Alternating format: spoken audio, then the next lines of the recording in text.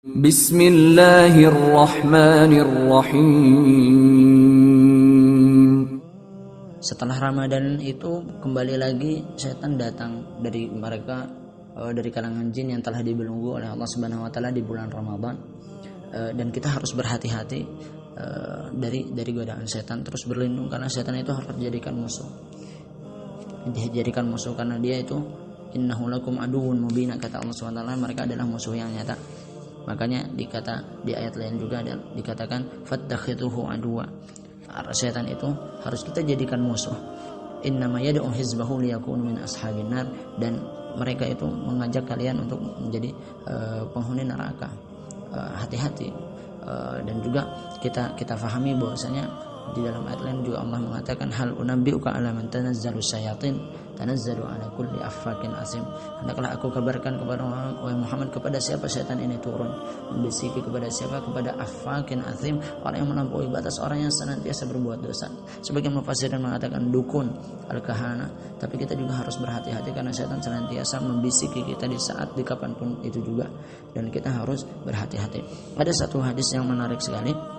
Akankah kita menjadi teman malaikat atau menjadi teman setan? Karena orang yang istiqomah setelah Ramadan, maka dia akan dikatakan akan bersama malaikat. Seperti apa kata Allah, innal ladzina qalu rabbuna Allah tsumma istaqamu tatanazzalu alaihimul malaikah alla takhafu wa la tahzanu wa abshiru bil jannati allati kuntum tu'adun. Ayat ini yang kita ingatkan bahwasanya orang yang istiqomah akan mendapatkan bisyarah terus dari Allah, dari para malaikat, agar dia bersemangat menjalani kehidupannya.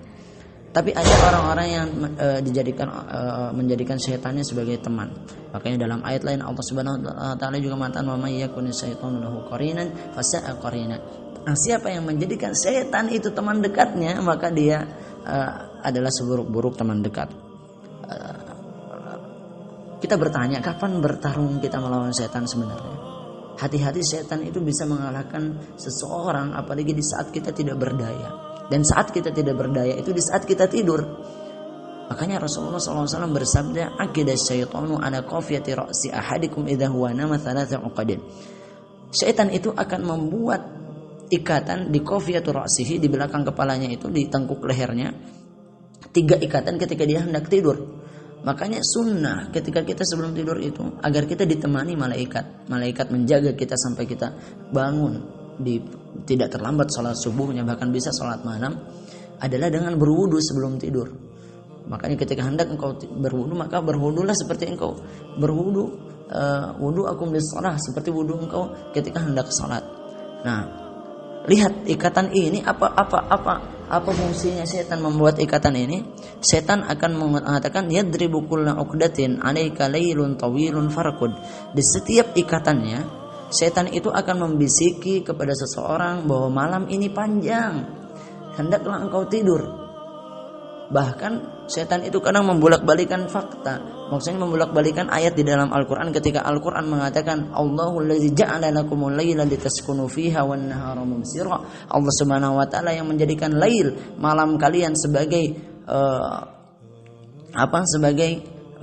tempat sakinah baik sakinahnya dengan tidur atau ketenangan yang antum dapatkan lewat salat malam, dan menjadikan siang hari sebagai tempat yang terang benderang agar kita bisa mencari nafkah dan juga menjalani kehidupan di siang hari. Makanya para ulama itu qawamul lail furqasan nahar, katanya. Mereka itu senang qiyamul lail di malam hari dan juga menunggang kuda di siang hari untuk berjihad di jalan Allah Subhanahu wa taala.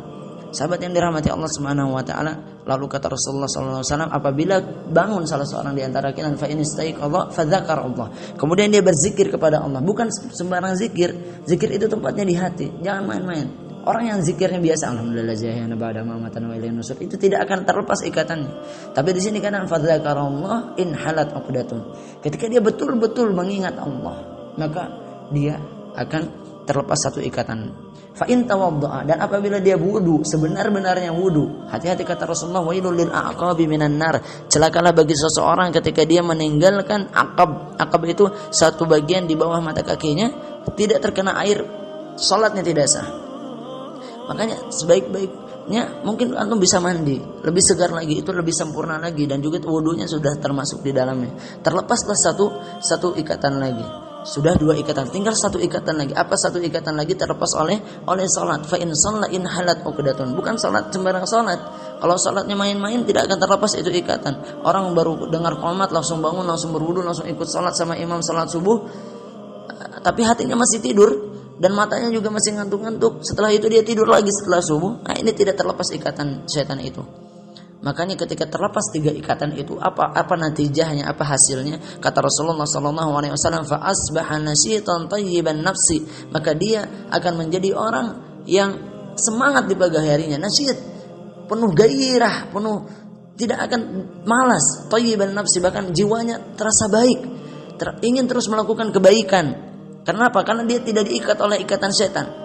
Tapi kalau ada orang-orang yang senantiasa ada dalam ikatan setan itu, wa illa, maka kata Rasulullah, asbaha khabithan nafsi kaslana.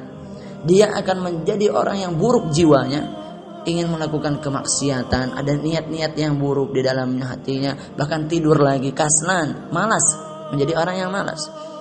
Bayangkan ini 1 malam 3 ikatan. Bagaimana kalau 30 hari, 1 bulan, sudah ada 3 kali 30, sudah ada 90 ikatan. Maka dia pasti akan terjerumus dalam kemaksiatan, kelalaian, sehari-harinya waktunya tidak dipakai dalam keadaan kegiatan-kegiatan yang bermanfaat. Maka dari itu musuhilah setan. Mulai dari kita mau tidur, bangun tidur terus dalam setiap waktu kita.